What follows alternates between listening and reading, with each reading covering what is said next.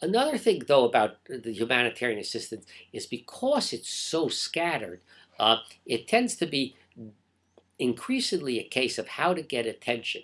And what we have in the world is we have a structure of all sorts of organizations and people who respond. And then we also have a structure of publicity related humanitarian assistance. And that's particularly this phenomena of celebrity oriented humanitarian assistance, where whenever there's a crisis, you get a celebrity. It can be a politician, Bill Clinton, it can be a Hollywood movie star, and by their presence, they bring people in. Um, this is not to put down that type of assistance. And some of it actually can go beyond celebrityhood. So something like Princess Diana and the landmine issue, she actually played a strategic role in getting that agenda of outlawing landmines accepted. But I have to tell you, from personal experience and everyone, the celebrity plays an important role in getting resources, but also takes resources.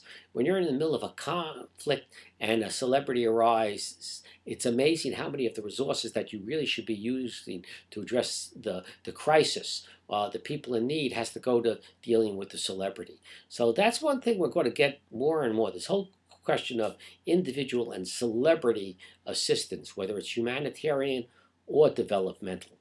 Now, where does the humanitarian development come together?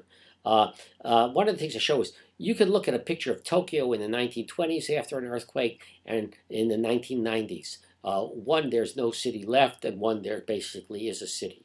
And the reality is, a lot of our humanitarian crises are there because we haven't prepared things properly. You can build buildings that don't generally fall down in earthquakes, but that takes preparedness. You also can be prepared for a crisis and greatly limit it. If you know where to house people, you don't have to suddenly house them in the schools, which often happens and then results in a collapse of the elementary school education system as well as a housing crisis in many countries. So disaster preparedness is a vital aspect. Now, is this humanitarian assistance or development assistance? And that's where things begin to cross over. Um, in fact, during the heydays, as we discuss, of development between post World War II and the end of the Cold War, increasingly people try to get preparedness, development preparation, getting rid of the causes in front of the humanitarian assistance itself. There actually has been a degradation of this approach because with the end of the Cold War, as we'll study in our development program, a lot of the structure of development has gone into the opportunistic politics. And now you respond to the humanitarian assistance, but you don't work with countries necessarily systematically over long periods of time to deal with the problem. The other thing is what generally isn't looked at is when a crisis occurs, not only are people hurt, but communities are hurt. And one of the questions is, how do you reconstitute a community after a crisis? And this is one of the most neglected areas of humanitarian assistance. Not only do humanitarian assistance tend to focus on individuals and not communities, it very often does things that further destroy the community. It sets up artificial places, artificial towns. It only gives partial assistance for reconstruction. So only some people can go back. And yet communities are very much at the heart of people's ability to survive, even at the ability to survive disasters. So in fact, in many cases, if you worked with the community ahead of time, you wouldn't have to respond individually during the crisis. I remember a case in Bangladesh. The presumption was, gee, for the floods, you have to come in with food, you have to come in with clothes. What the people really said they needed was information. If you tell them ahead of time that it's likely to flood, they as a community actually have a fair number of ways of traditionally adapting um, to floods. You get all your goods, you bundle them, you put them up in a tree, you climb the tree, and you actually can survive in a tree. If there's a tremendous typhoon, you can tie yourself to a palm tree. There are traditional ways people had to survive disasters, and in many cases, the key is knowing that disaster is coming and being able to react soon enough. But there are also new factors about disasters that are changing the face of humanitarian assistance. With the great number of independencies we have in the world today, when there's a major disaster, it, first of all, the very disaster itself, we're now aware can affect others. A volcano in one country can become a climatic disaster in another country.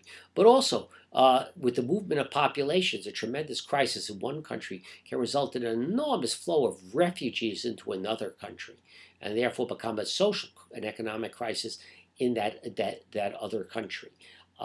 So these are new aspects of humanitarian assistance that are arising and creating problems, actually, because out of the goodness of our heart you want to help people, but then people say, but listen, do we have to take in, how many millions of people do we have to take in, rather than solve the problem in their country itself. So where do we now stand in terms of humanitarian assistance? Well, I've talked about after World War II and till the Cold War is the age of international development. If you want to look about humanitarian assistance, I think there's another great historical moment for us as Americans, and that was Hurricane Katrina. Hurricane Katrina brought home to us that, oh my God, we're not only the biggest giver of humanitarian assistance, we might actually need it. And one of the great disasters, and there were many around Hurricane Katrina, is large numbers of countries offered a very significant amount of aid, and we were totally unprepared to use it. We didn't know how, because we're not used to being a country that receives assistance. We're used to being a country that gives assistance.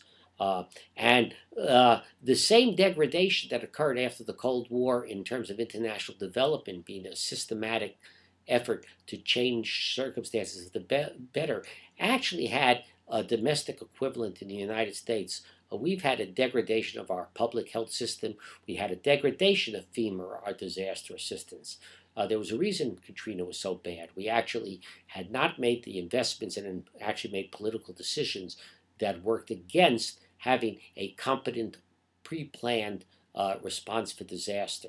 So we, as a nation now, have to, I believe, rethink humanitarian assistance, not only for others and not only for ourselves, but in a common bundle, realizing that in the world today, the essence of humanitarian assistance is mutual aid. When each of us cannot be prepared to take on individual responsibility for solving a problem that affects us in a time of crisis. Like with the very concept of insurance, the most sane thing, the most reasonable thing is to work together so that at any one time when a humanitarian crisis arises, those who are affected can depend on the assistance of those who aren't. But we're now part of that world. We're not just the giver. We're as much in need as of being able to receive as to give. And that's a challenge that's not only logistic, not only institutional, but psychological. We'll work on that, and we'll be discussing that some more.